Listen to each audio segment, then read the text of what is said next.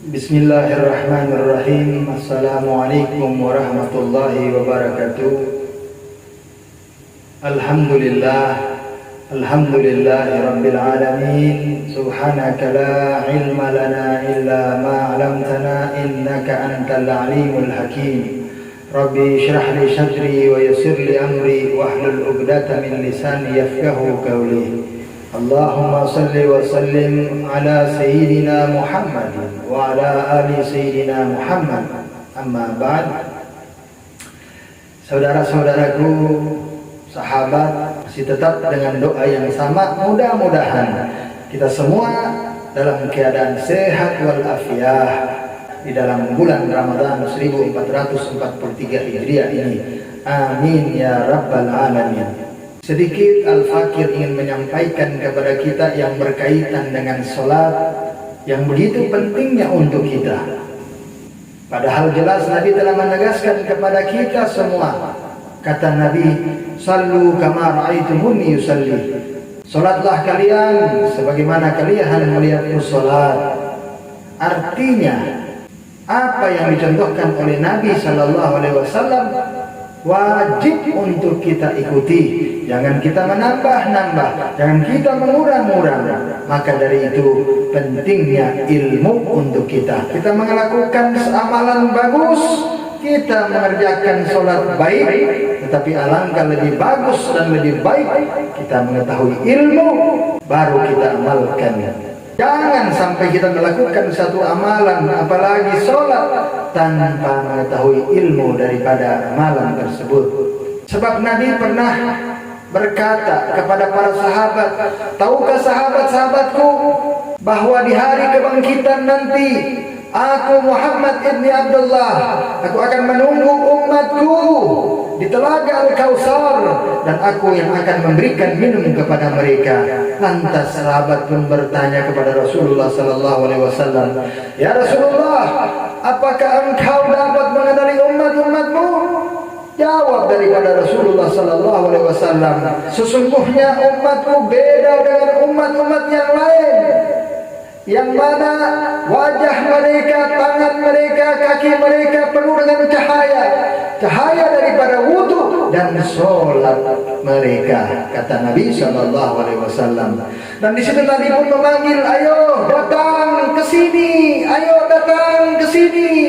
Sebagian umat Sallallahu Alaihi Wasallam datang ke hadapan Nabi, tetapi sesungguhnya sebagian besar daripada umat Nabi Sallallahu Alaihi Wasallam mereka tak dapat mendekati Nabi, mereka tak mampu datang untuk mendekati Nabi Sallallahu Alaihi Wasallam. Kenapa? Karena dihalang-halangi oleh para malaikat. Nabi pun memanggil, "Datanglah kalian," tapi mereka tak mampu mendekati Nabi disebabkan dihalang-halangi oleh para malaikat.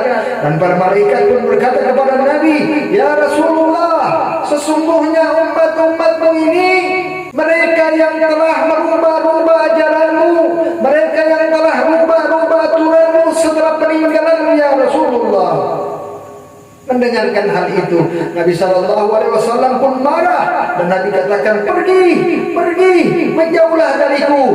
Sesungguhnya Nabi Sallallahu Alaihi Wasallam tidak menginginkan umatnya yang merubah-rubah daripada ajaran beliau, apalagi dalam hal sholat ini, saudara-saudaraku. Karena sholat adalah salah satu perintah utama, salah satu ajaran utama Nabi Sallallahu Alaihi Wasallam. Apa ajaran utama Nabi Sallallahu Alaihi Wasallam?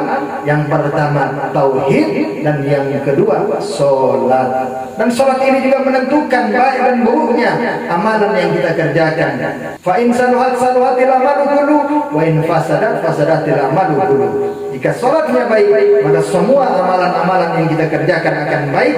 Tetapi sholatnya rusak, maka semua amalan-amalan yang kita kerjakan pun akan rusak. Dan kita bisa melihat sekarang ini ada beberapa masjid yang mana dia melakukan sholat berjamaah, masih ada yang berjarak. Padahal Nabi sudah menegaskan kepada kita bahwa janganlah kalian memberikan ruang kosong kepada iblis, kepada setan untuk memasukinya. Tetapi mungkin karena Kita masih lebih takut aturan dunia daripada kehidupan di akhirat nanti. Na'udzubillahi min dzalik. Mau jadi apa umat ini? Mau jadi apa kita ini? Mau jadi umat seperti apa kita ini? Ini adalah simpul terakhir saudara-saudaraku. Dan bagi saya, urusan sholat berjamaah ini bukan hanya urusan fikih saja, melainkan urusan musuh-musuh Allah Subhanahu wa taala. Yang mana kata Nabi, innal yahuda kad sami'u dinuhum, bahwa sesungguhnya kaum Yahudi mereka telah bosan dengan ajaran agamanya. Wa innahum qaumun hasadun, dan sesungguhnya mereka adalah kaum yang paling hasad dengan kaum muslim. Mereka hasud, iri, dengki dengan umat Islam dalam 3 perkara. Yang pertama, radis salam. Kebiasaan kita orang Islam ketika bertemu satu dengan yang lain kita memberikan salam. Ini kaum Yahudi yang paling tidak menyukai, karena kaum Yahudi tidak senang, tidak suka umat Islam bersilaturahmi, menyambung ukhuwah Islamiyah. Yahudi tidak senang jika melihat kita saling bersedekah dengan memberikan senyuman satu dengan yang lain. Dan Yahudi pun mereka tidak suka dengan kita berjabat tangan ketika bertemu satu dengan yang lain, karena menguburkan dosa di antara 2 orang yang bersalaman. Mereka tidak suka dengan mereka hasud dengan kita umat Islam. Yang kedua yang mereka hasud dengan kita umat Islam dalam perkara iqamatis sufuf, dalam tata cara saf solat kita. Ingat saudara-saudaraku, syarat saf ditegakkan itu ada 2. Yang pertama lurus, dan yang kedua rapatkan. Bukan lurus tapi berjarak-jarak, dan bukan rapat tetapi bengkok-bengkok. Kedua-duanya harus sempurna, lurus dan rapatkan.